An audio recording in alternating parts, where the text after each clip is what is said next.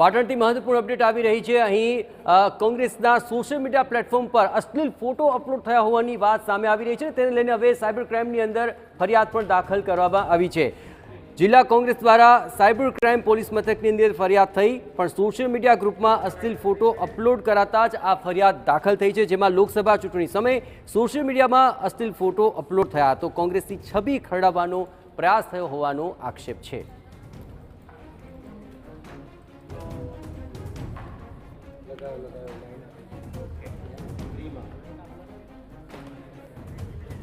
આ સમગ્ર મામલે વધુ વિગતે વાત કરવા જોડાઈ રહ્યા છે ટીવીના સંવાદદાતા સુનિલ। આખરે કોના વિરુદ્ધ છે આ ફરિયાદ અને ખાસ કરીને કોની ભૂલ છે તેને લઈને કોઈ ચર્ચા?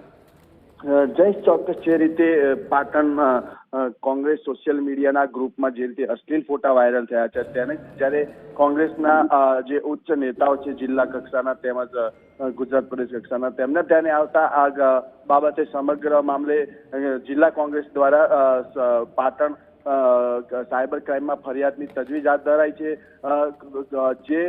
જે નામે આ અપલોડ થયા છે અશ્લીલ ફોટા, તે નામના અગેન્સ્ટમાં જ ફરિયાદ દાખલ કરવાની તજવીજ હાથ ધરાઈ છે। બીજી બાજુ જે રીતે ક્યાંક ને ક્યાંક જે વ્યક્તિ છે કોણ છે એ હજુ જાણવા નથી મળ્યું, પરંતુ હાલમાં લોકસભાની ચૂંટણી સમયે જ આ પ્રકારની પ્રવૃત્તિ થતા કોંગ્રેસને બદનામ કરવાનું હોવાનું પણ ચંદનજી ઠાકોરે જણાવ્યું છે। તે ચોક્કસ કહી શકાય તો આ સમગ્ર મામલે હવે કોંગ્રેસ હરકતમાં આવીને કાયદેસરની કાર્યવાહી તરફ વધી છે। જયેશ, બિલકુલ સુનિલ, તમામ ગતિવિધિઓ પર નજર રાખતા રહેજો। તો સુનિલ જણાવી રહ્યા તે પ્રમાણે હાલ કોંગ્રેસની છબી ખરડાવવાનો પ્રયત્ન થયો હોય તેવો આક્ષેપ આ મુદ્દે લાગી રહ્યો છે, પણ હવે સાયબર ક્રાઇમની અંદર પોલીસ ફરિયાદ નોંધાય છે, તપાસ ચાલી રહી છે।